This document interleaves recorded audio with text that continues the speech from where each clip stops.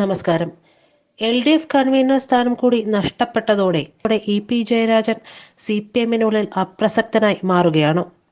എന്തായാലും രാജിക്ക് ശേഷം അദ്ദേഹത്തിന് പനിയും ചുമയും ഛർദിയുമൊക്കെ പിടിച്ചു എന്നുള്ളതാണ് വിവരം.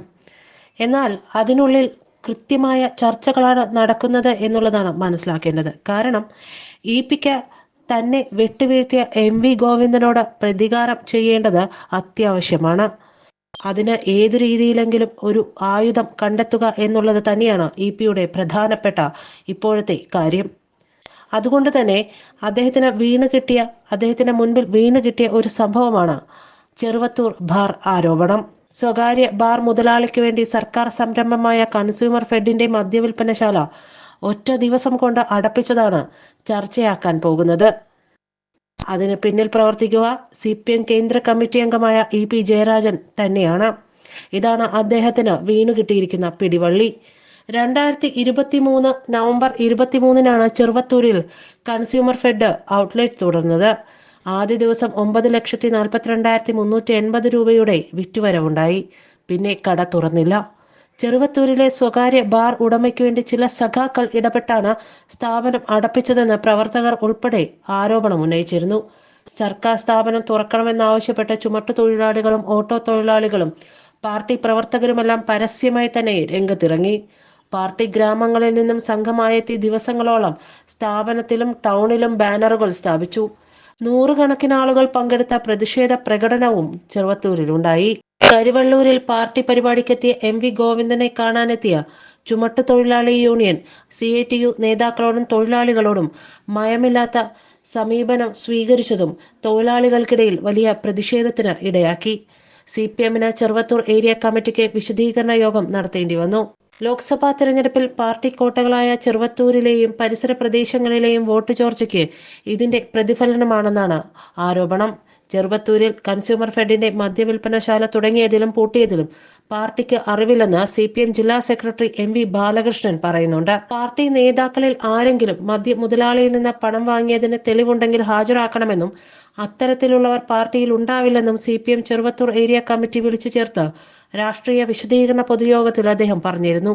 പാലക്കുന്നിൽ അനുവദിച്ച ഔട്ട്ലെറ്റാണ് പ്രാദേശിക പ്രതിഷേധം മൂലം പാലക്കുന്ന് ഔട്ട്ലെറ്റ് എന്ന പേരിൽ ചെറുവത്തൂരിൽ ആരംഭിച്ച ഒരു ദിവസം കൊണ്ട് തന്നെ പൂട്ടുകയും ചെയ്തു. മദ്യശാല പൂട്ടിയതിന്റെ പേരിൽ പാർട്ടിക്കെതിരെ സോഷ്യൽ മീഡിയയിലൂടെ അപവാദ പ്രചാരണങ്ങൾ നടത്തി. ഇതിനിടെ ചെറുവത്തൂർ കൺസ്യൂമർ ഫെഡ് മദ്യശാല വിവാദത്തിൽ ബലിയാടായ റീജിയണൽ മാനേജറെ സ്ഥലം മാറ്റുകയും ചെയ്തു. ബാർ ഉടമസ്ഥ സംഘടനയ്ക്ക് ഒരു നേതാവ് നൽകിയ വാക്കാൽ ഉറപ്പിന്റെ ഭാഗമായാണ് ചെറുവത്തൂരിൽ ആരംഭിച്ച കൺസ്യൂമർ ഫെഡ് മദ്യശാല തുടങ്ങിയ ദിവസം തന്നെ പൂട്ടിച്ചത്. ബാറുകളുടെ 2 കിലോമീറ്റർ പരിധിയിൽ സർക്കാർ മദ്യവിൽപ്പനശാലകൾ അനുവദിക്കില്ലെന്നായിരുന്നു മുൻ എക്സൈസ് മന്ത്രി ബാർ ഉടമസ്ഥ സംഘടനയ്ക്ക് വാക്കാൽ ഉറപ്പ് നൽകിയിരുന്നത്. പയ്യന്നൂരിനും ചെറുവത്തൂരിനും ഇടയ്ക്ക് സർക്കാരിന്റെ മദ്യവിൽപ്പനശാലകൾ ഇല്ലാത്ത സാഹചര്യത്തിലാണ് മദ്യ ഉപഭോക്താക്കൾക്ക് ബാറുകളേക്കാൾ കുറഞ്ഞ നിരക്കിൽ മദ്യം ലഭ്യമാക്കുകയെന്ന ലക്ഷ്യത്തോടെ ചെറുവത്തൂരിൽ കൺസ്യൂമർ ഫെഡ് മദ്യശാല ആരംഭിച്ചത്. ചെറുവത്തൂർ മദ്യശാല പൂട്ടിക്കാൻ CPM നേതാവ് കാണിച്ച അനാവശ്യ തിടുക്കമാണ് ചെറുവത്തൂരിലെ വിവാദ പരമ്പരകൾക്ക് കാരണമെങ്കിലും കുറ്റം മുഴുവൻ കൺസ്യൂമർ ഫെഡിന്റെ തലയിൽ കെട്ടിവെക്കാനാണ് CPM ജില്ലാ നേതൃത്വം ശ്രമിച്ചത്. ചെറുവത്തൂർ റെയിൽവേ സ്റ്റേഷൻ റോഡിൽ കൺസ്യൂമർ ഫെഡ് മദ്യവിൽപ്പനശാല തുറക്കുകയും അടുത്ത ദിവസം പൂട്ടുകയും ചെയ്തതിന് പിന്നാലെ ഇടപാടുകൾ എന്തെന്ന് അന്വേഷിക്കണമെന്ന് ചെറുവത്തൂർ മണ്ഡലം കോൺഗ്രസ് കമ്മിറ്റി ആവശ്യപ്പെട്ടിരുന്നു. CPM-ന്റെ ഉന്നത നേതാക്കൾ ഇടപെട്ടാണ് സ്ഥാപനം പൂട്ടിച്ചതെന്നാണ് ആരോപണം. സ്വകാര്യ ബാർ മുതലാളിയെ സഹായിക്കാൻ ഒത്താശ ചെയ്ത നേതാക്കൾക്കെതിരെ നടപടി വേണമെന്നും കോൺഗ്രസ് മണ്ഡലം കമ്മിറ്റിയും ആവശ്യപ്പെട്ടിരുന്നു. ഈ വിഷയമാണ് സജീവ വിഷയമാക്കാനായിട്ട് EP ശ്രമിച്ചുകൊണ്ടിരിക്കുന്നത്. EP ജയരാജന് MV ഗോവിന്ദനോട് പണ്ടേ ഒരു കലിപ്പുണ്ട്. അതിന് പ്രധാന കാരണം തന്റെ സ്ഥാനം കയ്യേറിയത് തന്നെയാണ്. കോടിയേരി ബാലകൃഷ്ണന്റെ മരണശേഷം പാർട്ടി സംസ്ഥാന സെക്രട്ടറി പദം ആഗ്രഹിച്ച EP അത് കിട്ടാതായതോടെ നേതൃത്വവുമായി പിണങ്ങിയിരുന്നു. MV ഗോവിന്ദൻ തന്നെക്കാൾ ജൂനിയർ ആണെന്നും അങ്ങനെ ഒരാൾ നയിക്കുന്ന കമ്മിറ്റിയിലേക്ക് താനില്ലെന്നും EP ചിലരോട് പറയുകയും ചെയ്തതാണ്. ഇത് പിണറായി വിജയനടക്കം നേതാക്കളെ ചൊടിപ്പിച്ചു. ഇതിന് പിന്നാലെയാണ് നേരത്തെ തന്നെ പല നേതാക്കൾക്കും അറിയാമായിരുന്ന വൈദേകം റിസോർട്ട് വിഷയം തെറ്റുതിരുത്തൽ രേഖാ ചർച്ചയുടെ ഭാഗമായി ഉയർന്നു വന്നതും.